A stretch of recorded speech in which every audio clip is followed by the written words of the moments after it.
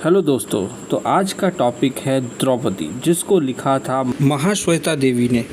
तो पहले हम महाश्वेता देवी के बारे में थोड़ा बहुत जान लेते हैं, क्योंकि राइटर के बारे में जानना बहुत ही ज़रूरी रहता है। तो she was an Indian writer, और ये भारतीय तो थी, परंतु ये बंगाली लैंग्वेज या बांग्ला लैंग्वेज में लिखा करती थी। साथ ही साथ ये एक सामाजिक कार्यकर्ता भी थी। इनका जन्म 14 जनवरी 1926 में हुआ था, और ये भी कह दूँ कि इंडिया में नहीं बल्कि हाल फिलहाल में जो बांग्लादेश बना है 1971 में, वहाँ उनका जन्म हुआ था, ढाका के डिस्ट्रिक्ट में। And she was died on 28 जुलाई 2016। तो ज़्यादा समय नहीं बीता है, उनका देहांत कोलकाता में हुआ था। और अब उनके कुछ नोटेबल वर्ड्स के बारे में जान लेते हैं, जो लिटरेचर के स्टूडेंट्स के लिए बहुत ही ज़्यादा अनिवार्य है। तो उनका पहला जो वर्क है वो है रुदाली। इसके अलावा है 1084 माँ, यानी अगर हम इंग्लिश में ट्रांसलेट करें तो मदर ऑफ 1084। और इसके अलावा अरण्येर अधिकार, ये उनके कुछ नोटेबल वर्क्स है, और इन सब को उन्होंने बंगाली लैंग्वेज में लिखा था। और आज जो टेक्स्ट है हमारे सामने वो है द्रौपदी, जो कुल 20 पन्नों में लिखा गया था, और ये बंगाली लैंग्वेज में लिखा गया था, यानी बांग्ला में लिखा गया था। और इट वाज ट्रांसलेटेड लेटर, इसको ट्रांसलेट किया था गायत्री चक्रवर्ती स्पिवाक ने, और वो आपका जो पब्लिश हुआ था वो है 1978 में पब्लिश हुआ था। तो चलिए अभी जान लेते हैं इस कहानी के कुछ पात्रों को। इसका जो पहला चरित्र है वो है द्रौपदी। इसके अलावा नेक्स्ट जो है, द्रौपदी के बारे में बता दूं कि ये 27 ईयर्स ओल्ड है। इसके पति का नाम है दुलना टूडूर, और हस्बैंड जो है वो एक नक्सल है। इसके अलावा है सुरजा साहू, जो एक लैंडलॉर्ड है, और द्रौपदी की जो माँ है उसके घर में काम करती थी। इसके बाद आते हैं कैप्टन अर्जुन सिंह के पास, जो एक अफसर हैं, जो एक मिशन में आते हैं। इसके बाद है मातंग माझी, जो एक्चुअली अंडरग्राउंड नेम है दुलना जो है उसके पति का नाम है, द्रौपदी के पति का नाम उसका अंडरग्राउंड नेम है, मतलब वो जब छुप जाते हैं। इसके बाद है ऊपी मेझन, ये भी अंडरग्राउंड नेम है ऑफ द्रौपदी। द्रौपदी जब अपना नाम बदल के दूसरे इलाके में रहती है तो वो अपना नाम ऊपी मेझन से रखती है। नेक्स्ट है मिस्टर सेना नायक, ये यहाँ के एक और अफसर हैं जो द्रौपदी को सर्च करने के लिए आते, उसे ढूंढने आते और रेबल के अगेंस्ट खड़े होते हैं। इसके अलावा एक और कैरेक्टर है जो गांव वाला ही है, दुखी राम। तो ऐसे और भी कुछ छोटे मोटे कैरेक्टर आपको मिलते जाएंगे कहानी में। तो चलिए कहानी को स्टार्ट करते हैं। तो ये जो कहानी है इसका बैकग्राउंड आपको जानना पड़ेगा। जिस समय पश्चिम बंगाल की अगर बात करें तो नक्सलबाड़ी नामक एक इलाके से ये नक्सल का स्टार्टिंग होता है, उसके बाद धीरे धीरे ये पूरे देश में फैलता जाता है। तो इसके साथ साथ कम्युनिज़म भी यहाँ पे देखने को मिलेगा, क्योंकि जो महाश्वेता देवी है वो कम्युनिस्ट अप्रोच पे बिलीव करती थी। कुछ कहानियों को पढ़ने के बाद ऐसा लगता है। तो इस कहानी में पहले दिखाया जाता है कि जो ऊपी मेझन या फिर हम द्रौपदी कहे, उसके ऊपर इनाम लगा हुआ है 100 रुपये का। तो उस हिसाब से अगर देखें तो 100 रुपये आपको बहुत ही कम लग रहा होगा, मगर ये टाइम के हिसाब से सही था। तो इस कहानी की शुरुआत में 2 यूनिफॉर्म पहने हुए व्यक्तियों से स्टार्ट होता है, जो एक दूसरे के साथ चर्चा कर रहे हैं। और किस बारे में चर्चा कर रहे हैं कि एक गवर्नमेंट अथॉरिटी के हिसाब से ये कहा जा रहा है कि कुछ जो नक्सल लोग हैं वो लोग गांव में हड़कंप मचाए हुए हैं। उसमें से हम द्रौपदी के बारे में सुनते हैं। उनके पास एक लिस्ट है सारे के सारे क्रिमिनल्स की, और ये लिस्ट जो है उनको गवर्नमेंट की तरफ से प्राप्त हुआ है। इन दोनों में से एक सैनिक पूछता है दूसरे को कि ये द्रौपदी मेझन कौन है। वो कहता है कि जो द्रौपदी मेझन है उसकी माँ सुरजा साहू के वहाँ घर काम करती थी, और सुरजा साहू का कत्ल हो गया है, और ये माना जा रहा है कि उसको द्रौपदी ने मारा है, और she is right now wanted. तो इसी कारण वो वांटेड हो जाती है और वांटेड होने के साथ साथ उसका जो पति है वो भी वांटेड है, क्योंकि वो भी इसमें शामिल था और ये लोग रिवोल्ट कर बैठते हैं गवर्नमेंट के अगेंस्ट में। तो इसी कारण बाकुली नामक स्थान एक गांव का नाम है जहां पे 1971 में पूरे सैनिकों ने घेराबंदी कर ली थी और धरपकड़ चल रही थी। और जिस वक्त फोर्स चारों तरफ उनको ढूंढ रही है तो उस टाइम पे ये जो कपल है मेजेन, ये दोनों जो है द्रौपदी और दुलना, ये दोनों भाग जाते हैं वहाँ से और घूमते रहते हैं अलग अलग इलाकों में, जैसे मुर्शिदाबाद, बांकुड़ा, बर्धमान, बीरभूम, इन सब इलाकों में भटकते रहते हैं ताकि उन्हें पकड़ा ना जा सके। क्योंकि अकॉर्डिंग टू द गवर्नमेंट उन्होंने दुलना ने और द्रौपदी ने सुरजा साहू को और उसके बेटे की हत्या की है। और ये जो खोज का जो ऑपरेशन है, उनको ढूंढने का जो ऑपरेशन है, इसको जो लीड कर रहे थे उनका नाम है कैप्टन अर्जन सिंह। और कैप्टन अर्जन सिंह को स्पेशली भेजा गया है झारखानी, जो एक इलाके का नाम है, टू फाइंड देम, उनको ढूंढने के लिए, क्योंकि वो लोग एक क्रिमिनल है अकॉर्डिंग टू द फोर्स और उन्होंने कुछ लोगों को भी मारा है। तो इनके खबर के हिसाब से, मतलब जो गवर्नमेंट के पास न्यूज़ है उसके हिसाब से, कुछ काले लोग हैं यानी ट्राइबल पीपल की बात कही जा रही है, वो लोग निकलते हैं और हमला करते हैं और लोगों को मार देते हैं। तो इसकी वजह से जो कैप्टन अर्जन सिंह है वो इन काले लोगों से, जिनके स्किन का रंग काला है, उनसे बहुत ही ज़्यादा खौफ में रहते हैं। और ये बात जब गवर्नमेंट को पता चलती है कि अर्जन सिंह घबरा गए हैं तो उनको वहाँ से बर्खास्त किया जाता है, उनका जो पोस्ट है उसे घटा दिया जाता है, यानी उनका प्रमोशन के बदले डिमोशन हो जाता है और इसके बदले लाया जाता है मिस्टर सेना नायक को उसी प्लेस पे जिस प्लेस पे कैप्टन अर्जन सिंह थे। और मिस्टर सेना नायक जो है वो एक बंगाली पर्सन है और वो बहुत ही एक्सपीरियंस्ड ऑफिसर है। इसके साथ साथ वो इस इलाके के बारे में, यहाँ के लोगों के बारे में थोड़ा बहुत ज़्यादा नॉलेज रखते थे। उनको ये भी पता था कि यहाँ के जो रेबल्स है, जो बगावत कर रहे हैं, वो लोग लेफ्टिस्ट हैं। और जिनको नहीं पता कि लेफ्टिस्ट कौन होते हैं, उनको बता देता हूँ कि जो कम्युनिज़्म को फॉलो करते हैं उन्हें लेफ्टिस्ट कहा जाता है। मिस्टर सेना नायक के साथ साथ एक्सपीरियंस होने के साथ साथ वो बहुत ही बढ़िया ओरिएटर थे, यानी बहुत ही अच्छा स्पीच या भाषण देने वाले व्यक्ति थे। तो इसीलिए उन्होंने अपने सोल्जर्स के सामने, फोर्स के सामने बहुत ही बेहतरीन भाषण दिया, जिसकी वजह से वो लोग प्रोत्साहित हुए और भी ज़्यादा फोर्स, मतलब उनके अंदर एनर्जी जागी और वो ढूंढने निकल पड़े दुलना माझी को और द्रौपदी को। उन्होंने ये भी समझाया उनके सैनिकों को कि अगर कोई भी व्यक्ति ट्रेडिशनल वेपन्स लेके घूम रहा है तो मान लो कि ये लोग रेबल करने वाले हैं, ये विद्रोही है, इनको वहीं पे मार देना चाहिए। और उन्होंने ये भी एक्सप्लेन किया कि किस प्रकार गोरिल्ला वॉर लड़ा जाता है, इस फाइट को भी एक्सप्लेन किया।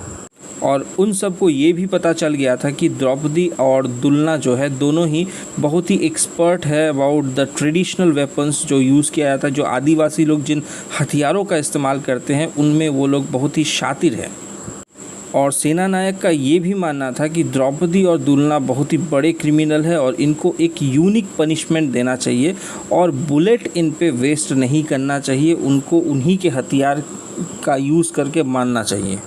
तो दूसरी तरफ की अगर बात कही जाए, द्रौपदी और दुलना जो है वो एक ज़मींदार के अंडर उनके घर पे काम करते हैं और साथ ही साथ जो उनका जो टीम है या रेबेलियन जो ग्रुप है उसको भी ऑपरेट करते रहते हैं।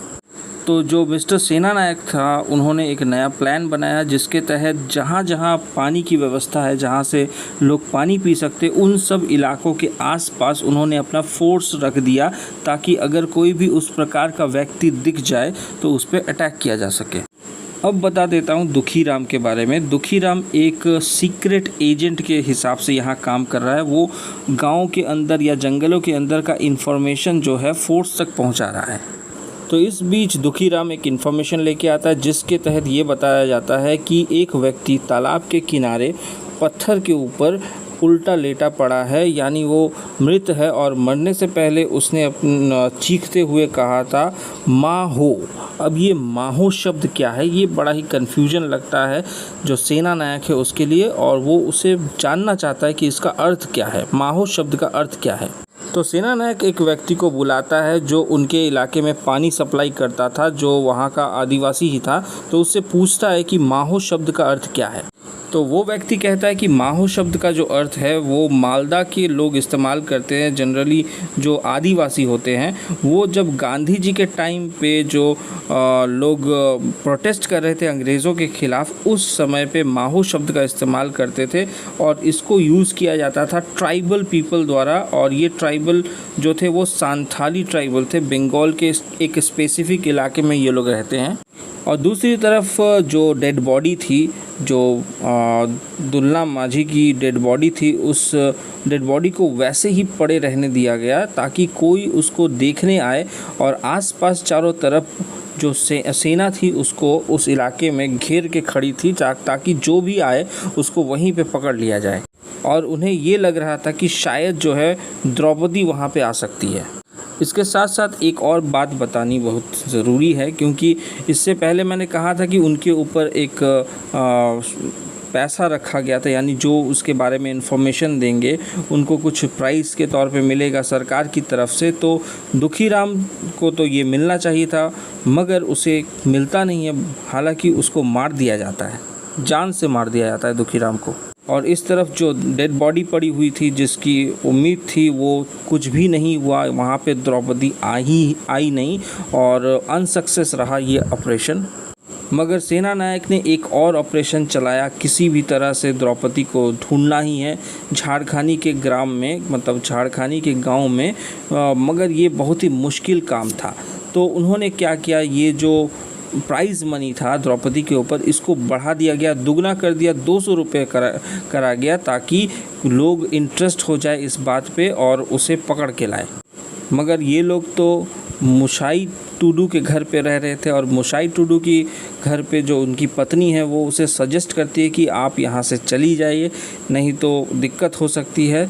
तो वो बिना कुछ हिचकिचाए वहाँ से चली जाती है और उसे कुछ कहती भी नहीं है, क्योंकि इस वक्त उसे छोड़ देना मतलब उसके जान को ख़तरा है। फिर भी वो उसे जाने कहती है, तो इसका कोई बुरा नहीं लगता है। वो निकल जाती है वहाँ से और ये भी कहती है कि मैं किसी के बारे में कुछ नहीं कहूँगी, आप निश्चिंत रहिए।